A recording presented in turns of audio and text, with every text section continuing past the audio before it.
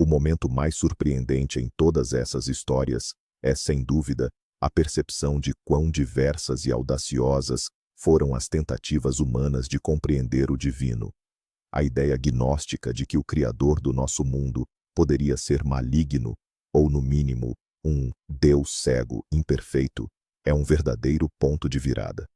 Ela oferece uma explicação radical para a existência do mal e do sofrimento no mundo, transformando a visão habitual do cosmos numa espécie de drama de fuga de uma prisão cósmica. Todas essas imagens, desde os anjos mecânicos de Ezequiel e o Deus que luta com o homem, até o terror avassalador de Vishvarupa e o demiurgo semelhante a uma serpente, não são meras fantasias bizarras. São profundas reflexões filosóficas e teológicas, revestidas na única forma disponível, a linguagem dos símbolos. Elas nos mostram que a busca por compreender uma força superior levou a mente humana a ir muito além do comum. Agradecemos por ter assistido a este vídeo até o fim. Apenas arranhamos a superfície deste tema inesgotável, repleto de descobertas surpreendentes. Se você gostou desta jornada pelos cantos mais peculiares dos textos sagrados, não se esqueça de se inscrever no canal, deixar o seu like e ativar o sininho para não perder os próximos vídeos. E agora, uma pergunta para você. Qual dessas descrições você achou a mais estranha, ou, pelo contrário, a mais significativa? Talvez você conheça outras representações incomuns de Deus que não mencionamos. Deixe sua opinião nos comentários. Ficaremos muito interessados em ler. E no número 5 da nossa lista, mergulhamos de cabeça nas águas profundas e estranhas do Antigo Testamento. Preparem-se, porque esta imagem mais parece a descrição de um blockbuster de ficção científica do que um texto religioso. Estamos a falar da famosa visão do profeta Ezequiel. Esqueçam qualquer forma humanoide. Ezequiel descreve algo que poderíamos chamar de mecanismo divino ou um trono celestial em movimento. Ele vê 4 criaturas aladas e incríveis. Cada uma delas tem não apenas um, mas 4 rostos. Um rosto de homem, de leão, de touro e de águia, a olhar em direções diferentes. E por baixo dessas criaturas está o que realmente choca a imaginação. Rodas. Mas não são meras rodas de uma carroça. O profeta descreve-as como roda dentro de roda, uma estrutura complexa que podia mover-se em qualquer direção, sem necessidade de girar. E o detalhe mais arrepiante, as jantes dessas rodas estavam completamente cobertas de olhos. Imaginem só esta cena. Não é de admirar que ufólogos modernos e defensores da teoria do paleocontato vejam nisto uma descrição direta de uma nave extraterrestre. É algo que soa demasiado tecnológico para o mundo antigo. Mas o que será isto, afinal? Já os teólogos explicam isto como uma alegoria extremamente complexa. Os 4 rostos simbolizam toda a vida na Terra. O homem como o pináculo da criação, o leão como o rei dos animais selvagens, o touro como o mais forte dos animais domésticos, e a águia como a soberana dos céus. As rodas, capazes de se mover para qualquer lugar, são o símbolo da ubiquidade de Deus. E os olhos incontáveis, a sua omnisciência. Não é um retrato de Deus, mas uma tentativa de descrever os seus atributos insondáveis. Ele está em todo o lado, ele tudo vê e governa sobre toda a criação. Concordam que é bem mais complexo do que um simples velho numa nuvem? Deixando para trás os complexos mecanismos cósmicos, vamos nos aprofundar em algo muito mais pessoal e, eu diria, físico. O nosso 4º ponto é uma das histórias mais estranhas e físicas de toda a Bíblia. Trata-se de um episódio do livro de Gênesis, onde o patriarca Jacó se envolve numa verdadeira luta corporal.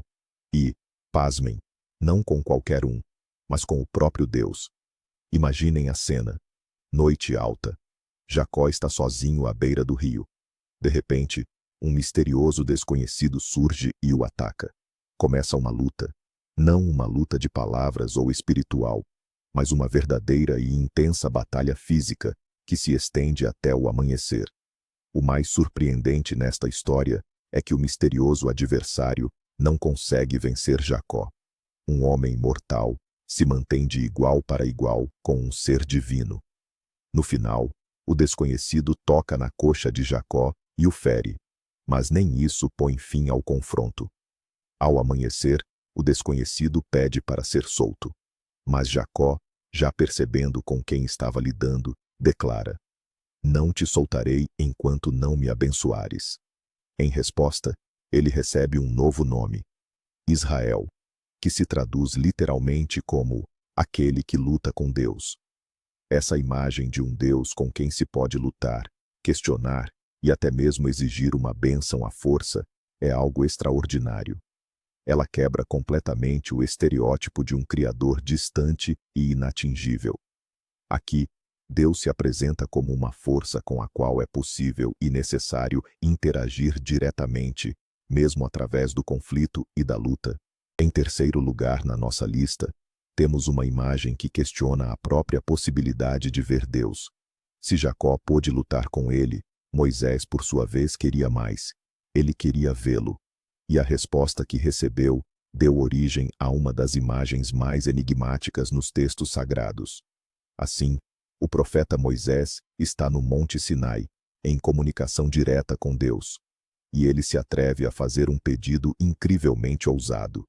Ele diz: "Mostra-me a tua glória", o que em essência significa: "Mostra-me a ti mesmo, a tua verdadeira forma." A resposta de Deus é, ao mesmo tempo, um sim e um não. Ele concorda, mas impõe uma condição muito estranha e assustadora. Ele diz a Moisés que este não poderá ver o seu rosto, porque, e esta é a frase-chave, o homem não pode ver-me e continuar vivo. Em vez disso, Deus propõe uma manobra complexa. Ele diz que esconderá Moisés numa fenda da rocha. Em seguida, ele o cobrirá com a sua mão enquanto passa. E só depois de ter passado, ele retirará a mão. E Moisés terá permissão para ver apenas as costas de Deus. O que isso significa, afinal? É claro que não se trata de um aspecto físico literal. Esta imagem é uma metáfora poderosíssima. O rosto de Deus é a sua essência plena e incompreensível, um contato direto com a qual aniquilaria qualquer mortal. As suas costas, por outro lado, são os seus vestígios no mundo, as suas ações, as manifestações da sua glória. É tudo o que a percepção humana é capaz de suportar sem se desintegrar. É a ideia de que Deus é tão grandioso que só podemos conhecê-lo indiretamente pelos efeitos da sua presença. Deixando as religiões abraâmicas de lado por um momento, vamos agora para o leste, para o vasto universo do hinduísmo, onde encontramos a segunda imagem. E se as descrições anteriores eram estranhas e misteriosas, esta é verdadeiramente abrangente, grandiosa e até mesmo aterrorizante. Referimos-nos à forma universal de Krishna, conhecida como Vishvarupa. A história desenrola-se no campo de batalha, descrito no texto sagrado Bhagavad Gita. O grande guerreiro Arjuna hesita, questionando se deve lutar contra os seus próprios parentes. Seu cocheiro, Krishna, que na verdade é o avatar do Deus Supremo Vishnu, oferece-lhe conselhos e ensinamentos. Para provar a sua natureza divina, Krishna aceita revelar a Arjuna a sua verdadeira e universal forma. O que se revela aos olhos de Arjuna transcende qualquer imaginação e lógica humana. Ele vê não apenas uma figura, mas um universo inteiro contido num só corpo. Inúmeros rostos, olhos, braços e bocas, voltados para todas as direções. Um corpo que irradiava mais brilho do que 1000 sóis nascendo simultaneamente no céu. Dentro dessa forma, Arjuna vê tudo o que existe, todos os deuses, todos os demônios, todos os seres humanos, todos os planetas e galáxias. Ele contempla o passado, o presente e o futuro. Ele vê guerreiros, incluindo os seus inimigos, a precipitar-se nas bocas flamejantes dessa divindade para serem consumidos como mariposas atraídas pela chama. Essa imagem é tão poderosa e aterrorizante que Arjuna, o mais grandioso dos guerreiros, é tomado por um temor profundo e horror.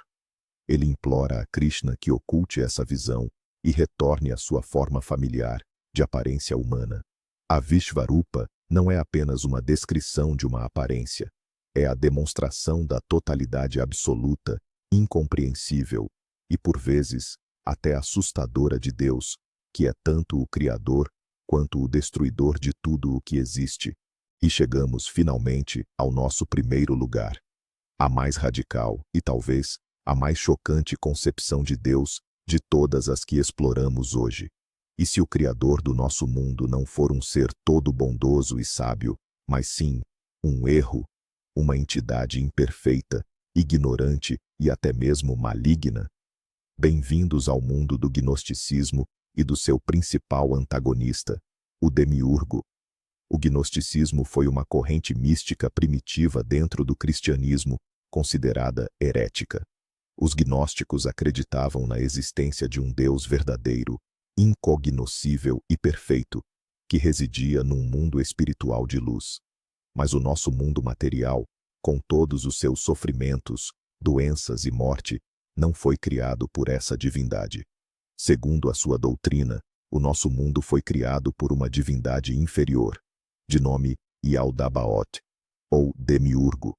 Este surgiu como resultado de um erro de uma das entidades espirituais superiores e foi, por isso, afastado da plenitude divina. Este Criador era descrito como cego, ignorante e arrogante. Frequentemente, era representado com cabeça de leão e corpo de serpente, símbolos de fúria e dos instintos mais básicos. O demiurgo, na sua ignorância, proclamou-se por engano o único Deus, citando a frase do Antigo Testamento: "Eu sou um Deus zeloso, e não há outro Deus além de mim." Segundo a doutrina gnóstica, foi ele quem aprisionou as centelhas divinas, as nossas almas, numa prisão de carne, os nossos corpos materiais. Esta ideia inverte a cosmovisão tradicional, virando-a de cabeça para baixo. Aqui, o Deus Criador do Antigo Testamento não é um objeto de adoração, mas sim um tirano cósmico, um carcereiro.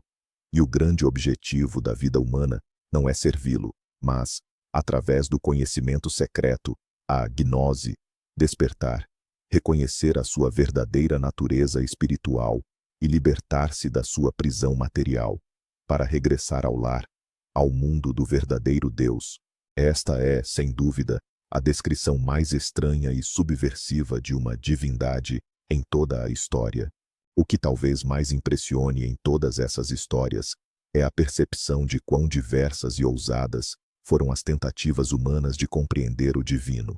A ideia gnóstica de que o Criador do nosso mundo pode ser maléfico, ou no mínimo, um Deus cego e imperfeito, é um verdadeiro divisor de águas.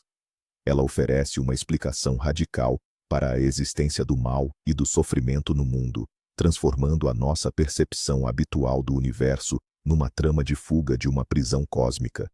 Todas essas imagens, desde os anjos mecânicos de Ezequiel e o Deus que luta com o homem, até o terror avassalador de Vishvarupa e o demiurgo semelhante a uma serpente, não são meras fantasias bizarras. São reflexões filosóficas e teológicas profundas, moldadas na única forma disponível, a linguagem dos símbolos. Elas nos mostram que a busca por conhecer uma força superior impulsionou a mente humana a ir muito além do que é comum. Obrigado por ter acompanhado este vídeo até o final. Apenas arranhamos a superfície deste tema inesgotável, repleto de descobertas surpreendentes. Se você gostou desta jornada pelos cantos mais peculiares dos textos sagrados, não se esqueça de se inscrever no canal, deixar o seu like e ativar o sininho para não perder os próximos vídeos. E agora, uma pergunta para vocês. Qual dessas descrições lhes pareceu a mais estranha, ou, pelo contrário, a mais significativa? Talvez vocês conheçam outras representações incomuns de Deus que não mencionamos. Compartilhem a sua opinião nos comentários. Será muito interessante ler.